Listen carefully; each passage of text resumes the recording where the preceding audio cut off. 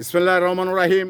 পাপ যে বাপকে ছাড়ে না, এটার যথেষ্ট তথ্যপাত্র রয়েছে, যথেষ্ট মানে দুনিয়ার জিন্দেগিতে বাস্তবতা রয়েছে।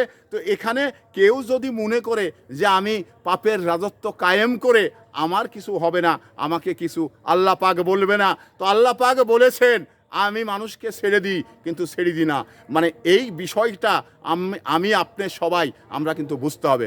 কারণ একটি রাষ্ট্রীয়ভাবে দেখুন, হাসিনা যে স্বর্গরাজ্য মানে কায়েম করেছিল, তে এখানে হাসিনা ভেবেছিল যে এই বাংলাদেশ থেকে আমি কখনো ক্ষমতায়চ্যুত হব না এবং বাংলাদেশে আমার বিচার কেউ করতে পারবে না, কারণ বিরোধী দলগুলোকে নিধন করে আমি আজীবনের জন্য ক্ষমতায় থেকে যাব।